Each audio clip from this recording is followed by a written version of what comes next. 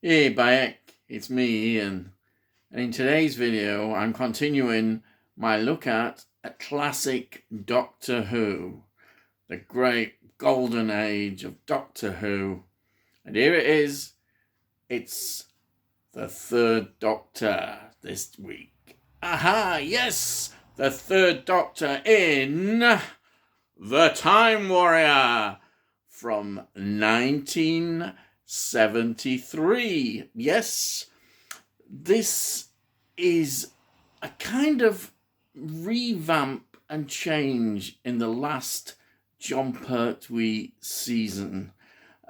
This is the 11th season. Now, the 10th season had a very sort of sad ending in many ways because Jo left in the Green Death. And here it picks up where the Doctor is on his own and a new companion had to be cast. And we have a great historical moment because it's the first story of Sarah Jane Smith. Yes, the brilliant Elizabeth Sladen plays Sarah Jane Smith. And this isn't the only change. When you look at the title sequence as well, things have changed again. Even the Doctor's appearance has changed. Yes, this is a new revamp of the programme. It's also still produced by Barry Letts. It's also got the script editor of Terrance Dicks. And this is their really last full season because they're going to hand over the reins, as we know, to Philip Hinchcliffe. What a season they produced. This is a wonderful season. I'm really looking forward to releasing this on the Doctor Who collection range. It's a wonderful season. Some great things in this. And this is important. This is a 4-part, brilliant start to the season. And it introduces, yes, you can see it, Mr. Potato Head, the Sontanans. Yes, this is the very first Sontanan episode. And what a brilliant creation. Yes, this is a wonderful, wonderful story. And also, it's important to say, this is an historical story, but they wanted something not like the traditional sort of Hartnell and Second Doctor stuff. They wanted a lot more harder science fiction element within this, and we get a time travel. What more do you want? I mean, this is it. This is great. Sci-fi, history, time travel, fantastic. And a new alien, a new companion, fantastic. This is just great. I'm talking about this. And it's also, I'll just go into the cast and direction, and then we'll look at why the story is got a lot of interesting things in it, as well as being an absolutely wonderful start to the season. This is a season opener, and it really hits home. It's just a great story. I'm surprised actually people don't actually rate this higher. Maybe it's got a reasonable well rating, but it's just great. But this whole season is great. There are certain stories that perhaps people have looked at, particularly the next one, the invasion of the dinosaurs. But this one is just fantastic. It's directed by Alan Bromley, who was brought in. He did direct other Doctor Who episodes, but he was a very experienced television director. Some films, but mainly television. And it's written, of course, by Robert Holmes. And Robert Holmes, he's so creative. He's such a great writer. We talk about writers nowadays, and Robert Holmes, he's really up there. Imagine Robert Holmes writing for Doctor Who nowadays. This is fantastic. And he reflects the change. In this story script, beautifully embraces many of the things that are going on in the world as well. Yes, yeah. The big decision here was the casting of Elizabeth Sladen of Sarah Jane. And the character, I think they deliberately thought, well, we've got to have a more independent kind of assistant. Jo was great and everybody loved Jo, but they wanted something different from Jo and reflected the times. And she's a journalist. She doesn't put up with men who treat her in a certain way. But what I love about Elizabeth Sladen, her performance is fantastic. And of course, the Doctor comes to really love the character as well. And she becomes a wonderful companion. But she's a very active character, as you see in this story. She's not afraid to just take charge and get on doing things. Absolutely wonderful casting. It was, and the fact that she built her own legacy to the series, as we know, and her relationship with the Fourth Doctor was equally as fantastic. She was just great, and then with Harry, and what a great actress she was. And Russell T Davies, of course, realised this, and he gave her own series that he wrote. I mean, this is a great legacy. I think it's not unfair to say that she's probably one of the greatest Doctor Who companions, definitely. Assistants, companions. She is definitely up there as perhaps the best. And I'd say that lightly because there's a lot of really good ones to come and that have been as well.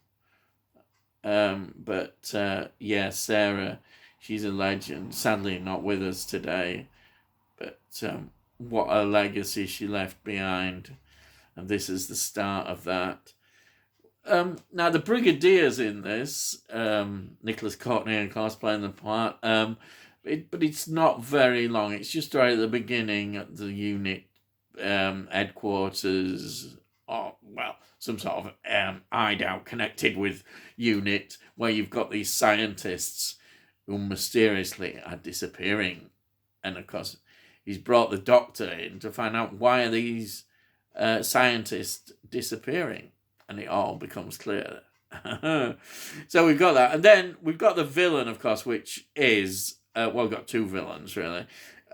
We've got Commander Lynx, the Sontaran, beautifully played by Kevin Lindsay. Sadly, he wasn't always that well, and he did suffer quite a bit. Because that suit that he wears would have been quite uncomfortable, and he has a heart condition, and they were very worried. He did appear in two more Doctor Who stories.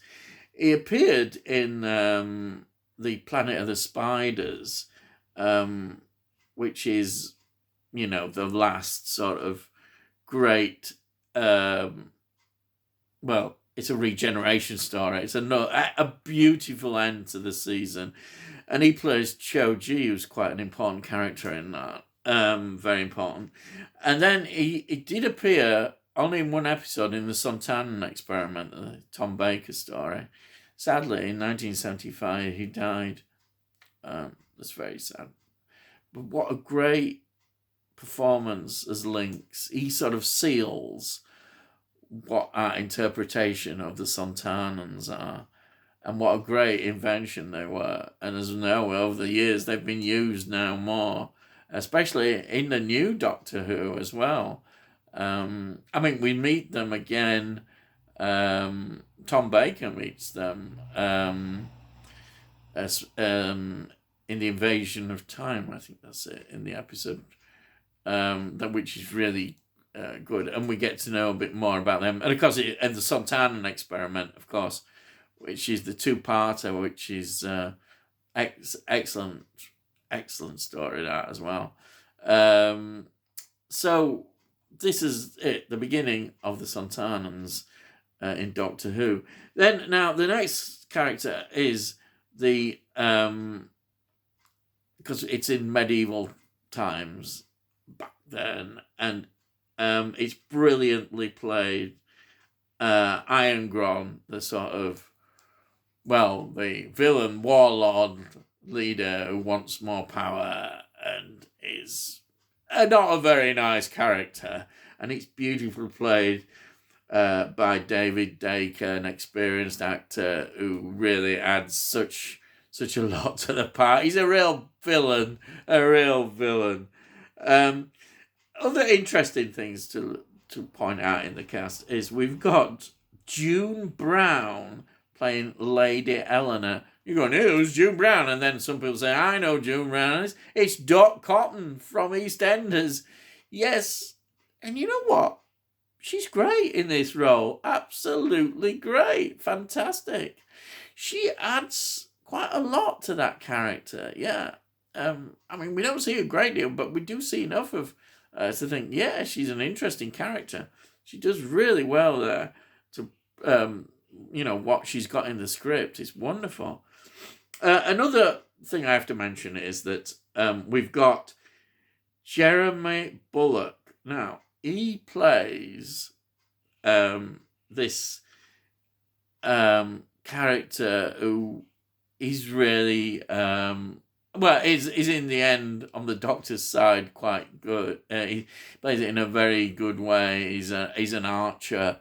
He's almost like a kind of, when I look at him, he's almost like a Robin Hood thing. But he's the way he dresses, the way he looks, and he's really good in this character. And he now Jeremy Bulloch, of course. No, I didn't know this, but he played Boba Fett in Empire Strikes Back and Return of the Jedi. So here we are again, Doctor Who. What a wonderful lot of connections we always get. We always get lots of connections in Doctor Who, and there it is. Wonderful connections. A lot of people who go on to greater things and who were already in great things appear in Doctor Who. It's a much sought after appearance, definitely. But these characters, these actors are always good. I mean, some you can point to certain stories where perhaps the actors were not up to it as much, but this, fortunately, is a story where all the actors are really spot on. You absolutely love the performances. The story basically is that Sontaran Commander Lynx crashes his rocket in his spacecraft, what to call it. It's an interesting design as a spacecraft as well. And he crashes this. He crashes in medieval England, and he's near this warlord, Iron Gron, and of course he claims it for the Sontaran Empire. Yes, as we see, they in the Sontaran experiment, the Sontarans have a certain mentality. People say it represents like a colonial view of planet systems, because they want war, perpetual war against, yes, the Routons who get a mention. And we see a lot more about the Routons, which is the supposedly perpetual wars with them between the Sontarans. It's all for the glory of Sontana. Yes. Oh, brilliant. So